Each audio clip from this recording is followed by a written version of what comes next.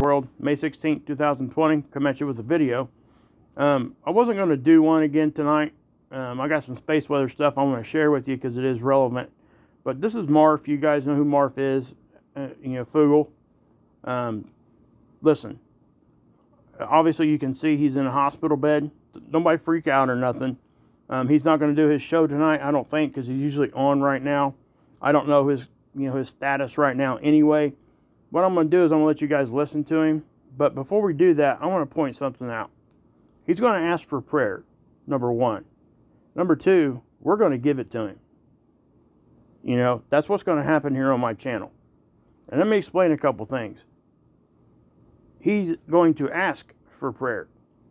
Now, that takes a certain kind of confidence and a certain kind of character in a person to do that. And why do I say that is because, especially, and I don't want to stereotype, but especially for men, we're the ones usually helping, not asking for help or being willing to accept it. It's just as important, if not as important, to accept help when it's offered than it is just to give it to. Okay, but it is strange for those of us that are always giving that help and not receiving it. So sometimes we forget that. And our community right now, past few weeks, has been kind of rough anyway. With the situation with Scott. And, he had to lay his pride down a little bit and let us help him. And I'm telling you right now, that made him more of a man than not. So that's what I would say to that. Anybody that can do that and come out here and ask for prayer like he's getting ready to do is a very awesome character trait. The fact that he's willing to let somebody help him is another. And you can just see that he's actually in pain here. So let's watch this. Hey guys, it's Adam. I'm going to make this pretty quick. I just wanted to let you guys know that there probably will not be a show tonight. This morning I felt some really strong pains in my side. Went in and got a CAT scan, and they say that very well could have a rupture in one of my intestines. At the very slightest, I have diverticulitis. Okay, guys, I'm going to stop it right there just for a second because he's in pain. All right? He just told you what was going on. They think he might have a blockage in his intestine, or I think the word he was trying to find there was diverticulitis. Okay? And what that is, basically, it's little pockets that form in your colon. It can form in your colon, but can actually be in your intestines also. And food, as it's being digested, gets collected in there, and it'll cause infections. It'll cause excessive pain, like what he's going through. I had an internal hernia once. And let me tell you guys, if I had to rate of all the pain I've ever been through, that would be at the top of the list. I've never screamed in pain until that day. That it was unbearable. Okay, when I finally made it to the hospital, my blood pressure was like 220 over like 130. Okay, the doctors were freaking out. They couldn't get my blood pressure down because I was in so much pain. So as soon as they, what I'm saying here is his speech is a little slurred, probably because they've given him some pain medication. That's why he couldn't find the word. He's probably even having a hard time collecting his thoughts. Not to mention that the pain can do that too. So what I'm saying is I feel for him here. I've been through a lot of stuff in my life. Fused 6 vertebrae in my neck, 2 in my lower back. Bariatric surgery with G-tube.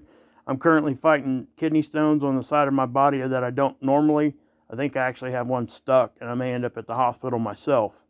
But I've had cellulitis in my leg 6 times, plus other parts of my body. I had G-tubes placed after, like I said, my bariatric surgery. I had a cyst on my hand. I'm not trying to give you guys my full medical breakdown here, but I want you guys to understand, after going through all that, I would put the pain from that internal hernia at the top of the list. So he's in pain. Okay? And the fact that he's coming out and asking for prayer, we're going to give it to him. So hold on a minute. Basically some stuff in my gut. So I would really appreciate a lot of prayer and if you guys could just send a lot of positive vibes, I would really appreciate it. In the meantime, they said that he's going to go on. You can still hear him slurring. I don't want to keep playing this, but he's going to go on to tell you that they're working on trying to get Dex the ability to do shows on himself and others. I'm sure there's other stuff going on in the background here with his show. But tonight, I don't think they're going to have a show, which is completely understandable. Anybody that has a problem with that, come see me. I'll take care of it. But anyway, what I'm saying, guys, is that this takes, number one, it takes courage. It takes the ability to drop your pride, which is one of the worst things we can have when we take it to excessive levels. And like I said a minute ago, Scott had to let his pride go for a minute because, he needed help. And for him to be able to do that, it made him a better person. It made all of us feel better because we were actually helping. And it just helped all the way around. So what I'm saying is, those of you guys that aren't willing to ask for help or accept it, lose that, guys. Lose it. Because it doesn't do any good for anybody. So, with that being said, we're going to say a little prayer here for Adam. Anybody that wants to join in, they can. Or, you can drop a prayer in the comment section. Go over here to his video. Drop him a prayer over there. Okay? So, I'm going to go ahead and pray. Dear Lord, we ask you to, lift Adam up to you today. And we ask that you take his pain from him. Make sure, number one, that he is healthy. That you can give the doctors knowledge to figure out what's wrong with him. And make sure it be the correct diagnosis. Protect him from the COV as he's in this really bad place to be during all that. And Lord, we ask that you just stay with his family. I'm sure his wife and everybody else is worried. We ask that you give them peace. And with that, I would say amen. So guys, just listen. Sometimes that's all we can do. But guess what? It helps. It helps. Just let me say that. One more thing. Adam, if you're watching this, or if your family sees this, anybody affiliated with the Marf channel, if you need my help with anything, let me know. I can try to pop out some information if you need it. Any other way that I can, I'll help. Just let me know. And Adam, let me tell you something, buddy. Don't be a hero. If you're in pain, make sure they address that. Okay? You don't have to be a hero. I know you're good, but there you go, brother. Okay, guys. I got you over at Space Weather Prediction Center. I just want to show you some solar conditions. But here we go. It's at 312 kilometers per second. That's the solar wind speed. Now, down here, guys, the geomagnetic activity, right, dead nuts normal. There's nothing to even talk about there. It's not on the basement floor, and it's not real high. But this is where we need to talk. The solar X-ray flux. Okay, for those of you that don't know, that's the one we come to look at to see if there's been flares or basically what happens is when we get sunspots that are facing the Earth or active areas of the sun facing the Earth, this flux will rise. Its base level would rise. When it flares, we see that. Okay, but it was kind of striking to me when I first looked at this that this thing was moving up at such a rate, and it did go up pretty quick, and it went up pretty far, and so that's really kind of the baseline right now. But there's reasons for that, and I'm going to take you guys over and show you. Now, if you took a line, you drew that straight across, that was pretty much a very low-level B-class flare. I did see a flare, so I'm going to show it to you guys. We had a CME also, but I want to show you guys this too. Actually, I'm going to show you guys this first. Well, I might take you over and show you the CME real quick, because it's really not much to talk about. But look, okay, that's that sunspot that I told you guys was most likely a sunspot coming around, getting ready to, come across the limb here and become Earth-facing. But also, I'm going to point this out. Here's the equator of the sun, right? And the Earth kind of sits just to the south. What's sitting right there? There's a coronal hole. A pretty decent sized one. And it's like dead nuts right through the Earth strike zone. Okay? When that happens, we get increased solar wind, and it'll take it 3 to 4 days typically to get here. But why am I pointing that out? Because we will have elevated solar wind speed, probably density at the same time. And it could put us up into geomagnetic storm levels, which is, this is what we would look at here. You know, that's where we go and we look at the KP index to see what kind of geomagnetic storm level we're in, or if we're even in storm level. But when this solar wind stream arrives here in 3 to 4 days, this sunspot or active area, I can't call it a sunspot yet, is probably going to be about right here. So if it flares at that time, it takes about 8 minutes for a flare to hit, okay, from the sun. If it leaves the sun about 8 minutes, it's here. Well, what if that happens at the same time that the solar wind, the increased solar wind is happening? It's going to intensify things. So we need to make sure that we pay attention, because if we have even a C-class flare during a solar storm from a coronal hole, our geomagnetic activity is definitely going to go up. That's just my opinion. So we'll have to keep an eye on that and watch. But why did that X-ray flux move up so fast? Well, not only do we have this one now becoming Earth-facing, we got another one down here that we didn't even know was there. I think it was just born just a few hours ago, and we'll go look at it here in a minute. But that spike we've seen up there on the solar wind, the solar flux, okay, right there, that's a flare. And I think I've seen the flare because it comes from this sunspot. So I'm going to take you over to SDO, and I'm going to show that to you real quick. But you can see, guys, you know, here's what they're predicting now. You know, they are predicting here in about 2 to 3 days, maybe even a little bit longer, some more dense material supposed to be here at Earth. The solar wind speed doesn't look like it's going to be coming off the ground too far. It's going at about 400 there, so we'll have to wait and see. They always update that model as new data comes in. So I'm going to take you over to SDO and let you see that. Okay, so I got you over at SDO, and here's that active area of the sun. I'm not sure if it's a sunspot officially yet. If it is, it will probably be part of the solar cycle 25, the new solar cycle. And this is what I'm talking about as far as, you know, I know we're in the solar minimum, but things are ramping up, and we're, you know, are we ramping up too fast off of normal or not? Or is this, you know, supposed to be this way? I don't think we're supposed to be ramping up like this fast, okay? Even if we are going into a more, you know, because eventually we've got to be moving towards the next solar cycle. The solar cycles never stop, guys, okay? We're either going into them or coming out of them. There's never a stop point. There is a point where they'll say, hey, yes, now we're 100% in the new solar cycle. But with the last one, it took it about a year for it really to come back. And that was evident by the number of sunspots, because they were really close together for 2 years in a row. And that, we see that a lot throughout history with the sun cycle itself, which is about 11 years. For those of you that are kind of new here or don't know, you know, the sun goes through a natural cycle. This is natural. All right, but this activity we're seeing now may not be so normal, okay? Because it is ramping up and ramping up rather fast.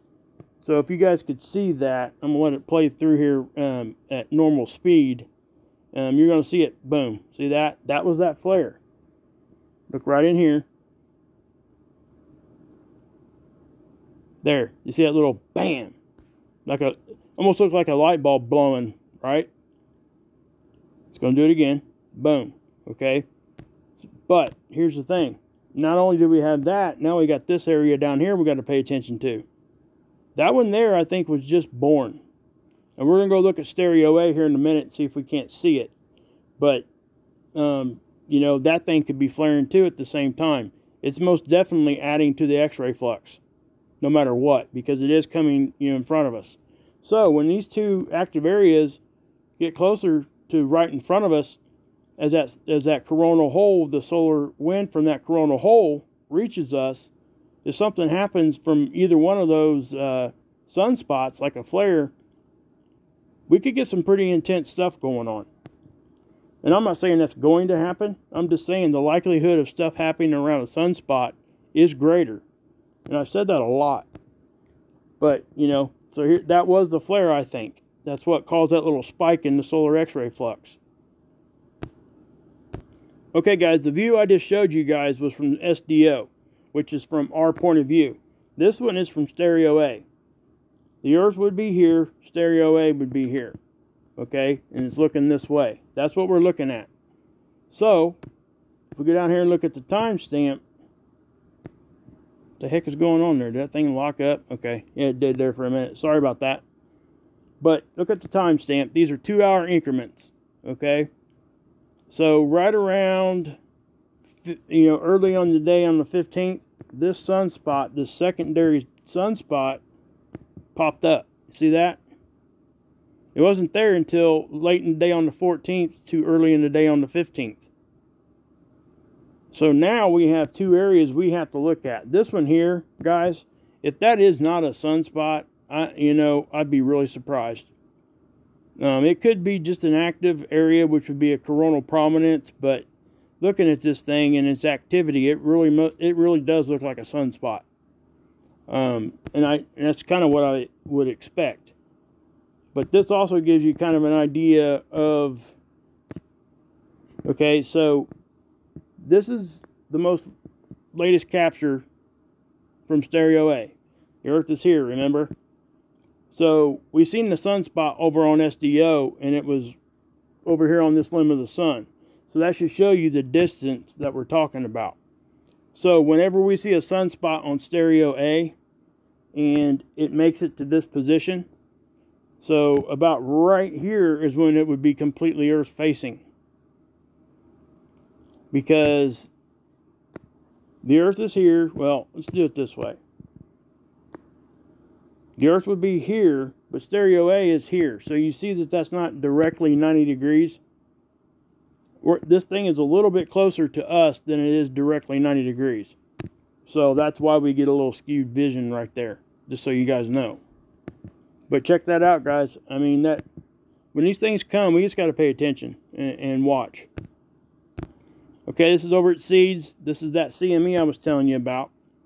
We're going to take a look at it on stereo A also here in just a second. I don't know what direction it's heading. It looks like it could be coming our direction a little bit. I don't know, though. Don't quote me on that yet because the other tool hasn't updated yet. But you can see that thing blowing off. I'll back off a little bit. You can see it better. Okay. That most definitely was a CME. Very small. And it must be going... It's probably... I don't think that one's going to get us. I don't. But it could. I just don't know. I can't say 100% either way right now because the CME tracker isn't updated yet. So here's this day. Now, oftentimes we go to this one to look to see what we can see, but because stereo A is so highly pixelated, sometimes we're able to get a better vision of what we're trying to see by looking at this version, the red version. So you can see more on this one, in my opinion. It's easier to see. You see how it kind of well, let's back off a little bit so you guys see how the two little areas of activity here, they kind of spread out. Watch. It gets real bright and then it spreads out.